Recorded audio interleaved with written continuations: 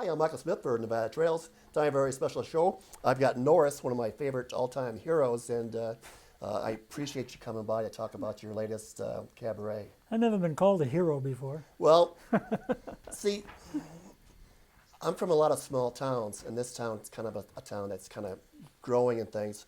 But what people didn't have when I first came here was kind of a lot of entertainment was missing.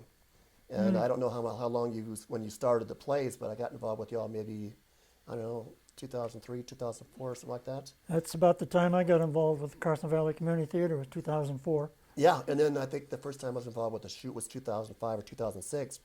But I always thought how hard it is to, that's producing, directing. You're bringing in all these skilled players from all over the valley. They do tryouts. Yeah, that's the process. And then you put together, then you got people building the stages and the backgrounds. I've done all of that. And so you're spinning all these plates. And it's just, to me, it's just phenomenal to see step one all the way through, because I've been to a lot of rehearsals too. Yeah. There's a lot of tears, and there's a lot of crying, there's a lot of yelling. And I think comparing it to a circus act is a good comparison. well, that's why I admire you and your wife. And other people in your company too. Yeah, right.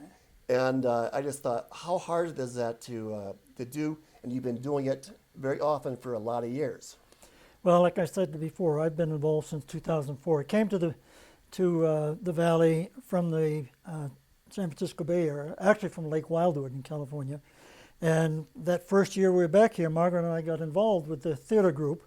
In fact, we came down for a meeting and found out that they were already starting their first show, and they wanted us to be in it. So that was, like I say, late 2003. So we've been involved ever since then, doing all sorts of things, except for an 18-month hiatus when Margaret and I were traveling around the country in our RV. We've been involved in almost every show. So what do you think, how many shows is that over all these years? Oh, it's probably 35 shows. That's what I was thinking. Yeah, I was recanting just all the that. ones I remember, the promoting of it, because once you have this baby, then you got to promote the baby to get the people into the audience to see it. But you have all these great shows, and then you have this theater troupe of people who have faith in you. That a lot of you have some of the repeat stars, but the competition for skilled parts is so immense. I'm thinking, how do you do it? I mean, how do you make even a decision to which one to choose, or do you trade off and then you have kids that are stars, and you have the patience to go with their mothers and things. Well, there's a tremendous talent pool here in the Valley. Plus, we draw from out of the Valley. We get people who will come over from Yerington or down from Dayton or Reno. So, once we put the word out that we're going to do a show, we've gained a pretty decent reputation for doing good shows. And particularly if we get a show that's well-known or popular, like some of the ones we've done, or musicals. And that's the thing that was difficult with this show coming up, this Christmas Through the Years, because I really only had room for a cast of 8 people, and I could have cast 14, 15, 16 people if we'd had the room. Well, that's what I was thinking. I was saving it. I haven't started that part of the talk show yet, but Christmas Through the Years is why you're here. And did I say it right? Christmas Through the Years. And it's over here at the Copeland Arts Center in the Annex. That's the show we're doing here at the Annex, December 27, 8, and 9. And people can buy tickets relatively soon. I think it's, what'd you say, the 17th there someplace? The box office opens December 17th, but they can be purchased also online through Showtix. What is it, Showtix for You, I think? I think it said showtixforyou.com. Yeah, those So tickets are available there. And But we did a show last year at this same time, and it was titled "'Twas the Night After Christmas," and we did a similar show. These are what we call our cabaret series that we do here at the Annex. Most of CVCT shows are done down at the CVIC hall, up on that big stage, with a hall that can seat 200 people. Well, here we do shows we seat 50, 60 people. And that becomes an issue because, like I said, we have such a good following. People want to see our shows, and if they don't get their tickets here early, they don't get into the show because we generally don't have much room for walk-ins. This is so intimate. You're right with the entertainers. Absolutely. So you can't get any better entertainment than this. So, we're matter of fact, right if you're watching the show, if I were you, I'd call as soon as you hear his words. Call right now. Yeah. I'm serious. And Well- the phone number is 775-292-0939. And then is this the right thing to do? Showticksforyou.com. That's correct. And then we're at the Copeland Cultural Arts Center at 1572 Highway 395 in Minden, for those that aren't aware of your cabarets. And then that's just another culmination of the talent. Can you describe the talent for this particular show?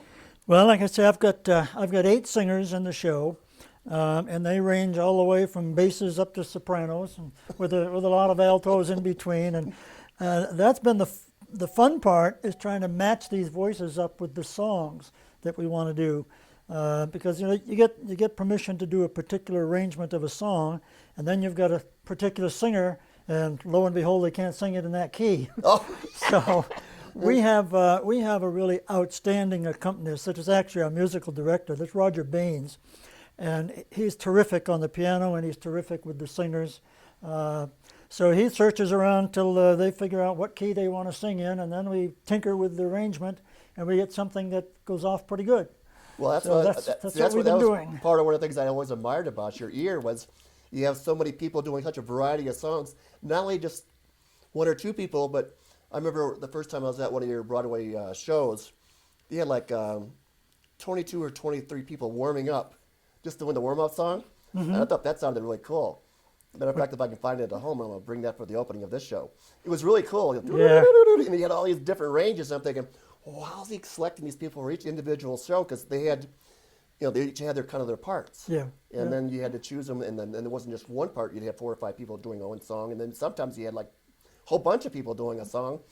And then it was just great. I just loved Broadway. Yeah, I when we do the big what we call the book show, which is a well-known show of which you go to one of the production companies and you buy the script and you get to pay the royalties to do it.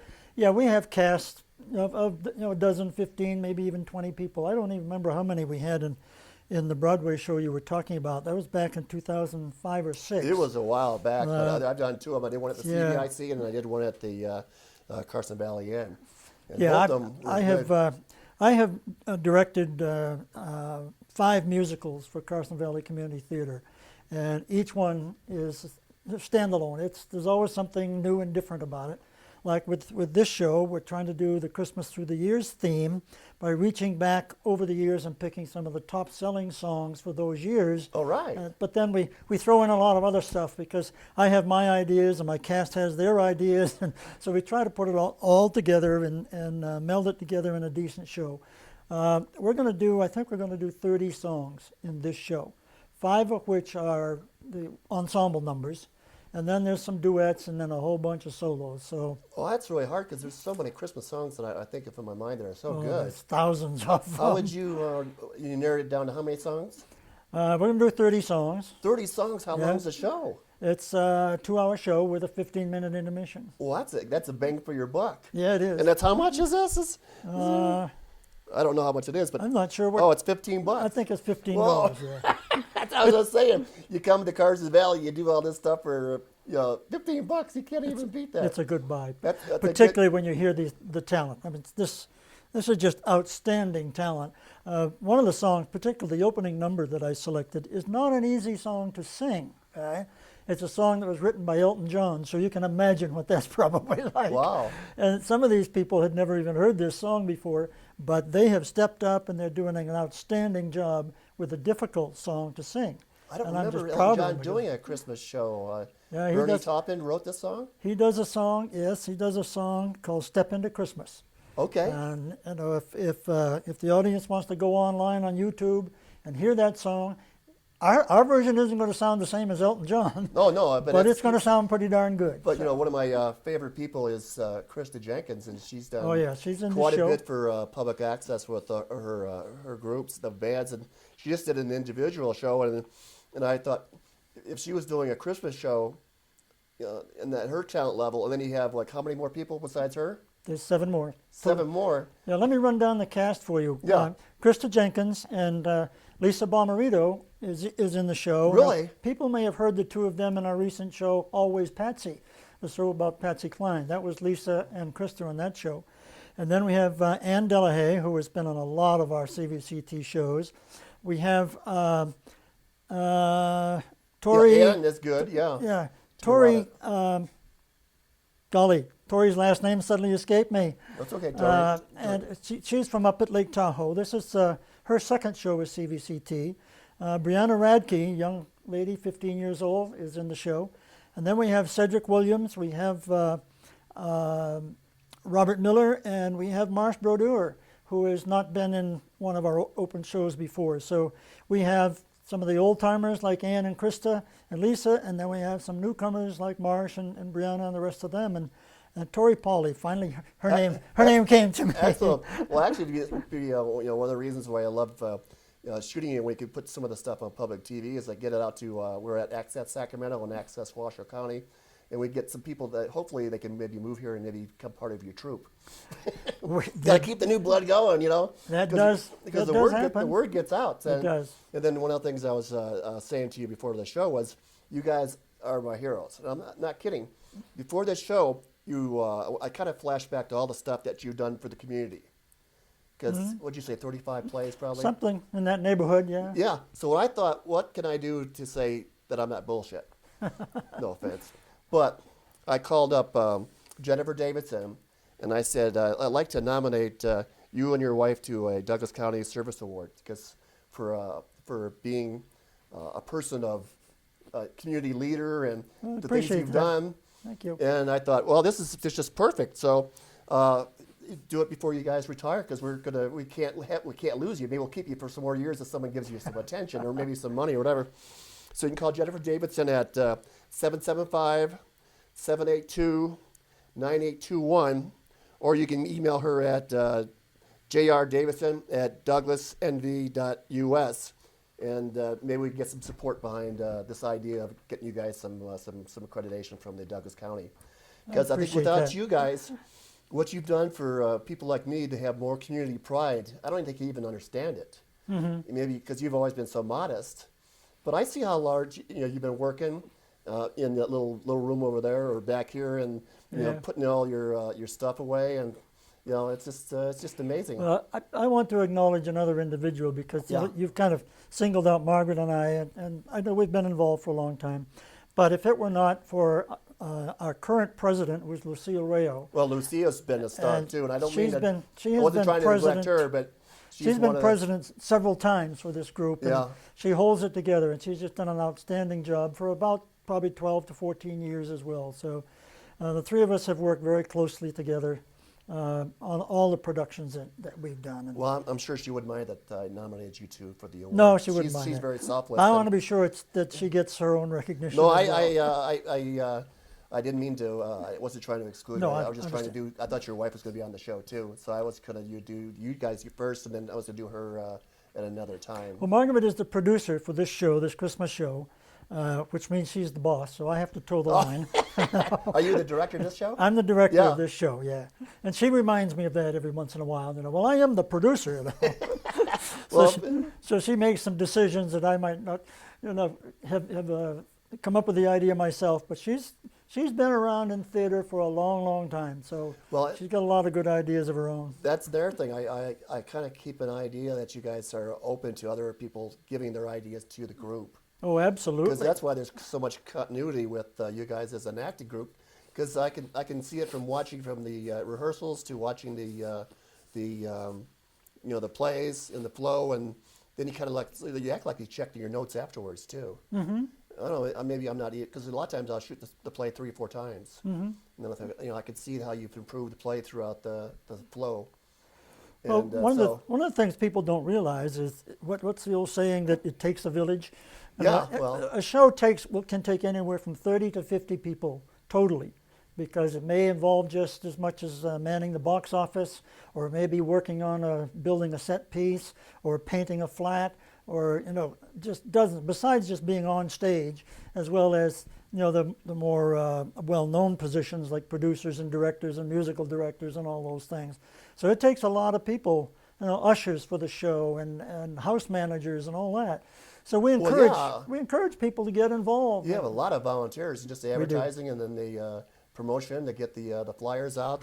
These flyers are important to get out there. We do. We have a lot of people that do, there's an old saying about, one giving some and some giving all. Well, that applies to us because we have people who might spend, as much as little as an hour on a show, and they have other people that'll put hundreds of hours into a show. So it takes a lot. And we appreciate that. How'd you do on your fundraising? Did you get those big lights that you were talking about years ago?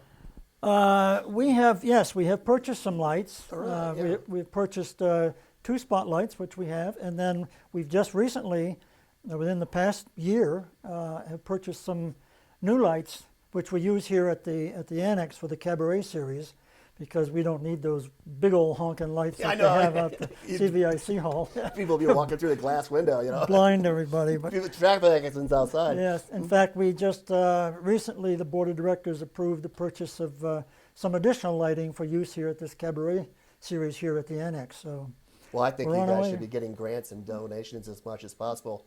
As far as recruiting volunteers, is this number correct to give out for coming to volunteer? And because I know one thing I like about you guys is you rotate the volunteer chores, where someone might be doing tickets one time and next thing doing flyers and playing with the lights or learning acting in certain spots and maybe doing decorations or helping back here and playing with the laundry. And that's exactly right. They can do anything they want to do. We explain to them what chores are available, and people get to try different things, and some things they like to do and we'll do again, and some things I'm never going to do that again. Yeah. Well, I like your flow. I mean, I can see how you build people's confidence to get more active in the theater, and that's why I think you guys are still strong. Yeah, it is. It keeps us going. We get a lot of turnover because people come and go. They move away, or new people move to the valley, like you mentioned earlier, and so we like it to be known that we are out there, and come to some of our shows, and then we get them signed up as volunteers, and lo and behold, they're involved in the next few shows. So yeah, so if you want to volunteer for the next show, this one's probably taken already for people volunteering and stuff, I would bet, at this point.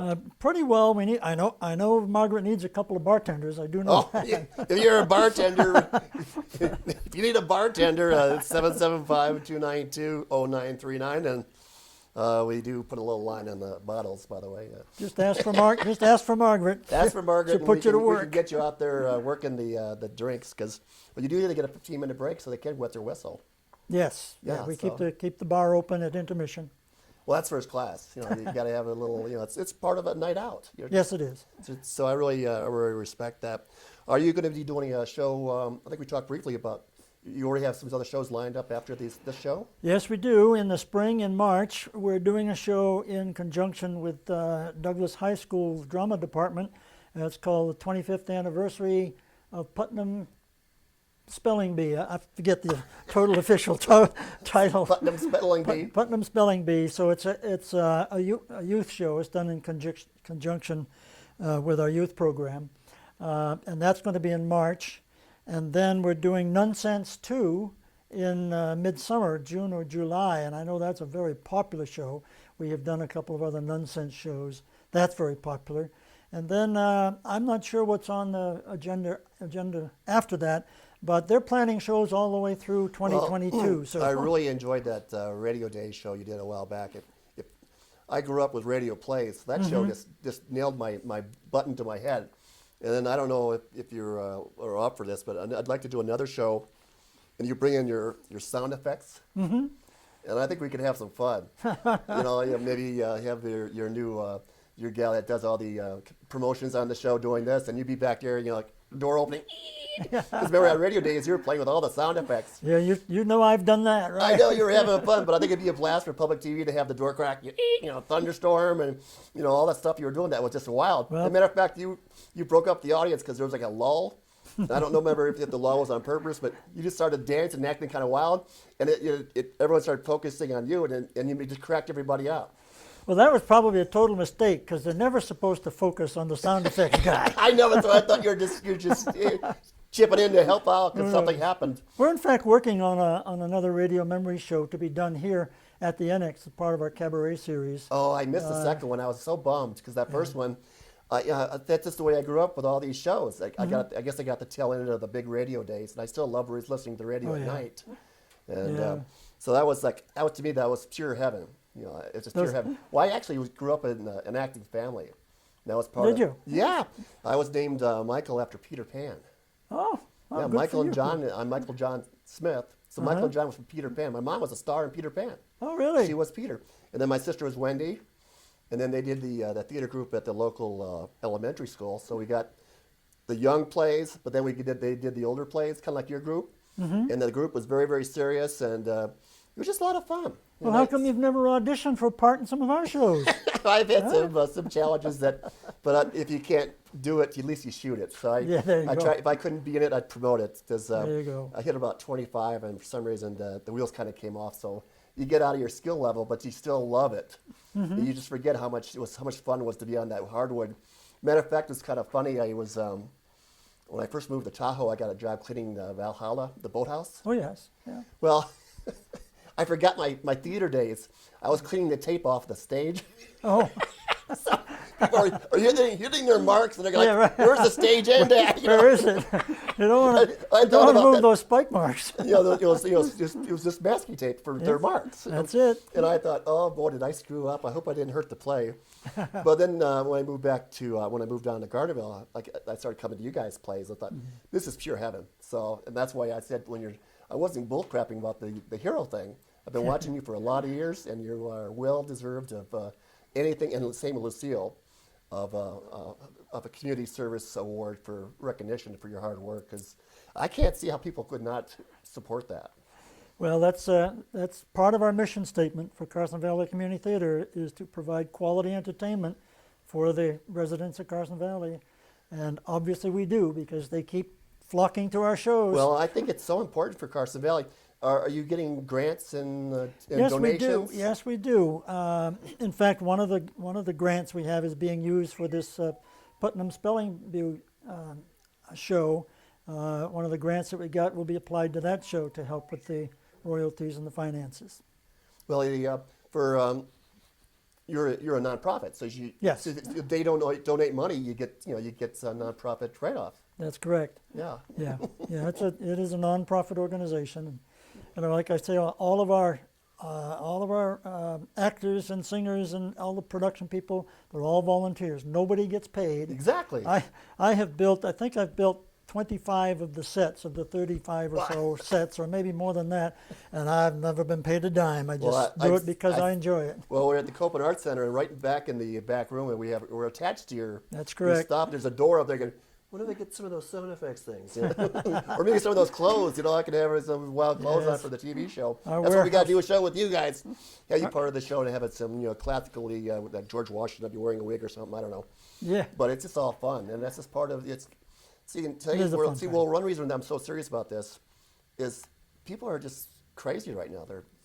And a play can take you out of that serious moment, and you're in a world of, make believe or plays or singing or Christmas, and it gets you out of that, that serious stuff because people are just too serious these days. They need to get younger. Well, one of the things I'd like to mention about this Christmas Through the Years show is along that line, because there's going to be some classical Christmas carols in there. Like everybody knows "O Holy Night." That'll be there in Silent Night. The Christmas carols, and there'll be some of the songs off the pop charts. And then there's going to be a lot of fun stuff too. We got 4 or 5 just absolutely fun Christmas shows. They're not high on anybody's chart, but they're sure a lot of fun. So the show is going to be very, very entertaining. Well, I appreciate it. So come to the show December 28th, 7th, 28th, 29th. The evening shows are Friday and Saturday at 7:30. The matinees are Saturday and Sunday at 2 p.m. at the Annex here at the Copeland Arts Center, 1572 Highway 395, Minden, Nevada. And then again, number is 775-292-0939. And if I were you, I'd get tickets ASAP because this thing's going to sell out before the show finishes It's going to airing. sell out. And again, showtix, TIX4U.com. And the box office opens on December 17th and Right. 11 to 5, Tuesday through Friday. So, and that's the Carson Valley Community Theater.org. So anyways, thank you for being on Nevada Trails. Thank you And very much, Mike. I know Appreciate the it. show will be successful, and just come out and have a good time, and happy holidays, everybody.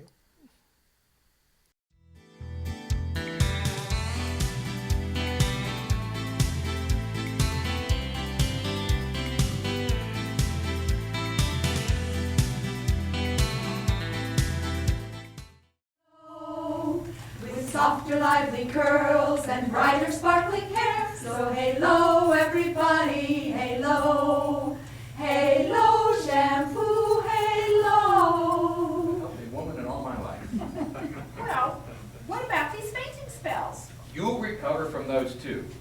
Pall Mall's modern design is right in front of your eyes. The minute you look at a Pall Mall, you see Pall Mall's greater length. That's modern design. And when you light your cigarette, you can see that Pall Mall's greater length, Rinso New. Even on rainy days, Rinso puts sunshine in your wash. No other soap can make your wash so white, so bright, because no other soap contains the scientific ingredient solium.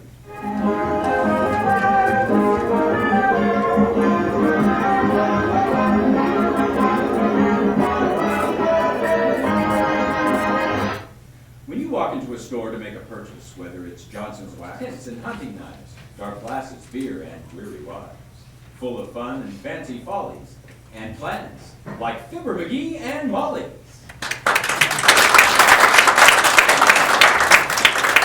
Course, what I'd really like Place to to do. get away from people. Huh? Like, you can't even roast a marshmallow out there without burning a hole in somebody's bathing trunks. Well, that reminds me, where's my Boy Scout hatchet? Well, you threw it away. I did? Sure, because you cut your wrist when you tried to open a can of tomato. Yeah, didn't you brand your cattle? Oh, I started to once, but I accidentally set down on a hot branding iron. Oh, I see. What happened to me shouldn't happen to a cow. Well, that's a new way to approach it. On what? Nutrition. Oh, now come, Mr. Wilcox.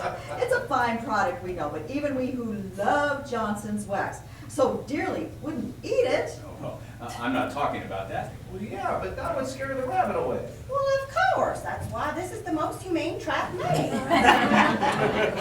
Well, I think that's ridiculous, and furthermore,